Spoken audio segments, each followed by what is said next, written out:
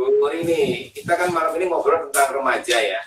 Ini sebenarnya apa ya, remaja ini kan salah satu tahap perkembangan dalam siklus hidup setiap orang ya. Apa sih karakteristik khas utama sih dalam perkembangan remaja ini sebenarnya? Oke, baik.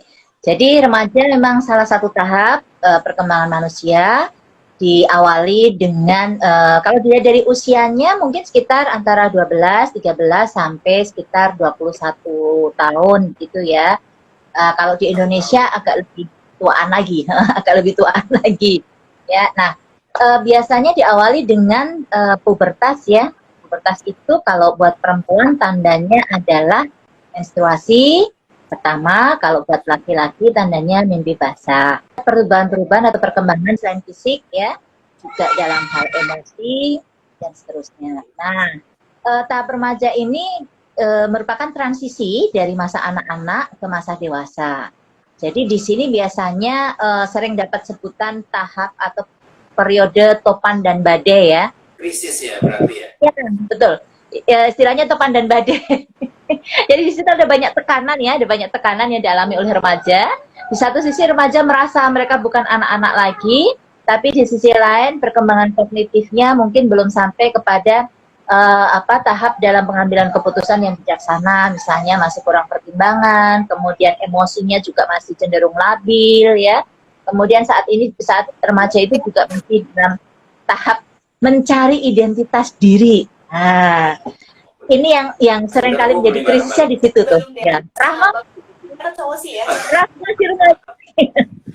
di dalam tahap mencari identitas diri. Ya, terus, nah di masa remaja ini biasanya konflik yang lain juga karena remaja sekarang sudah mulai ada keinginannya untuk lebih meluaskan dunianya. Jadi dia lebih mulai menjalin hubungan dengan lingkungan, terutama dengan teman-teman sebayanya.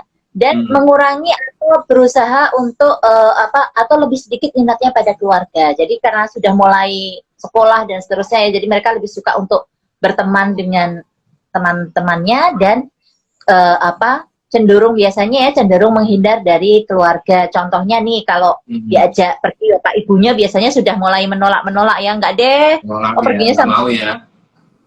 Tapi kalau gila diajak temennya, wah semangat banget gitu ya. Silaturahmi keluarga pasti nggak tahu. Apalagi diajak kondangan itu apaan sih? Udah nggak mau banget ya, kayak gitu ya. Bener Bu. Ya. Dan Ibu Rini, aku mau tanya nih Bu. Ya. Ya, Ibu, namanya orang tua pasti menginginkan untuk anaknya tuh yang baik-baik ya Bu ya.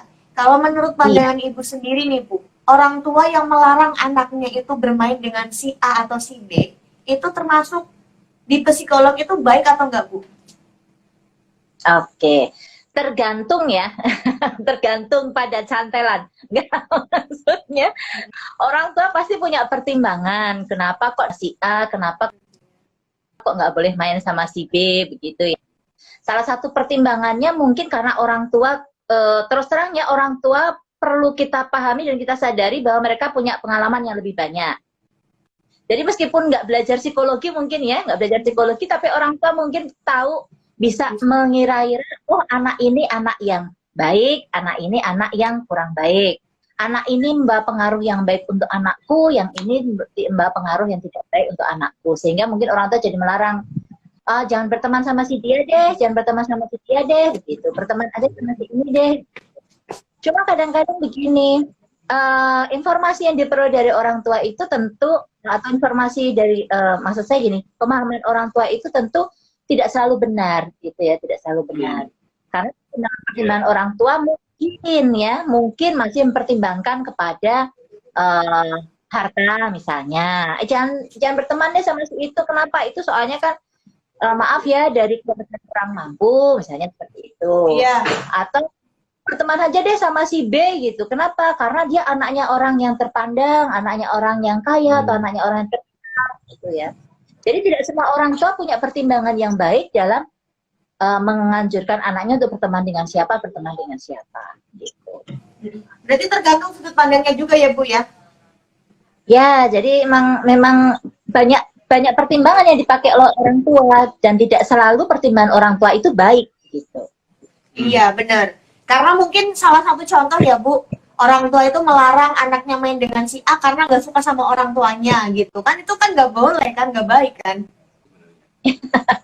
Ya, pasti orang tua punya alasan ya. Pasti orang tua punya alasan gitu kan.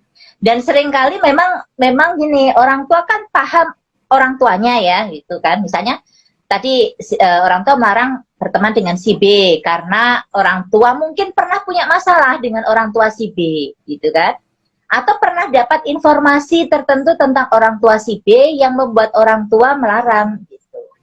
Nah maka tadi kalau misalnya dalam masalah ini perlu deh orang tua duduk bersama dengan anak ya, menjelaskan. Saya perlu orang tua menjelaskan alasannya kepada si anak itu. Artinya sekarang ini kan generasi remaja sekarang itu kan remaja milenial ya. Remaja milenial itu kan cari informasi dari manapun gitu karena dia bisa mengakses internet dan segala macam gitu kan, dan zaman sekarang sudah mulai berubah. Kalau zaman saya dulu remaja ya, begitu orang tua saya melarang, kamu nggak boleh berteman sama si itu, ya udah manut aja gitu. Saya nggak menanyakan alasan pasti nggak boleh gitu kan. Nah nggak menanyakan alasannya gitu, paling-paling ya sudah. Tapi anak sekarang kan pasti tanya, kenapa sih nggak boleh begitu kan?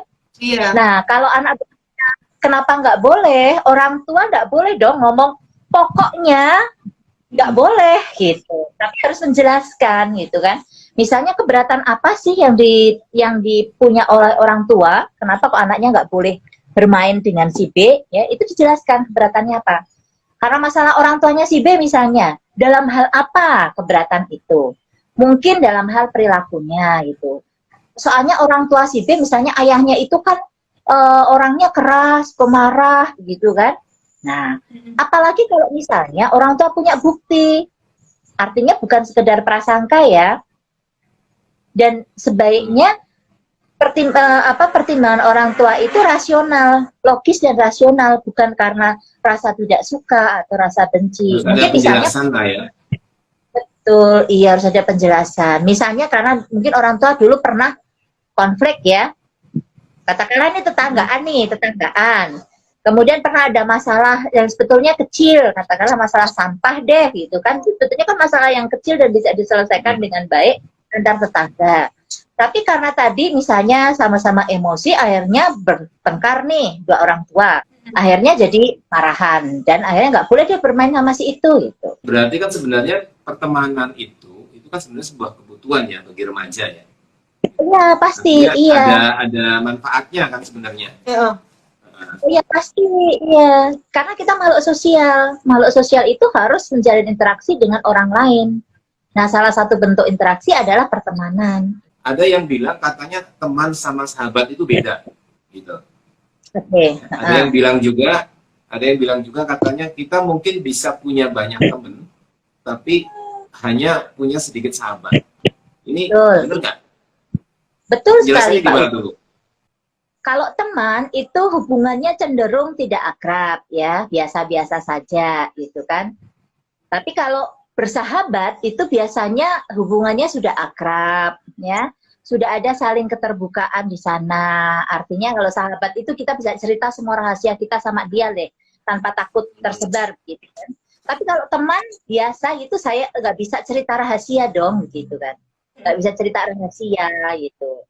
Nah kalau sahabat ikatan emosionalnya lebih dekat, ada perasaan sayang yang lebih betul, ada perasaan sayang yang lebih banyak. Emosi positifnya itu lebih banyak dibandingkan dengan berteman saja gitu. Maka sahabat lebih sedikit jumlahnya daripada teman. Kalau teman itu kan kita pilih-pilih nih, ya kan? Pilih-pilih. Tidak semua kita jadikan teman. Dari sekian banyak teman itu kita pilih lagi. Tidak semua kita jadikan sahabat gitu. Tidak semua kita jadikan suami gitu juga lagi. Itu pasti. Kalau semua kita jadikan suami nanti terkena undang-undang loh, itu poliandri itu.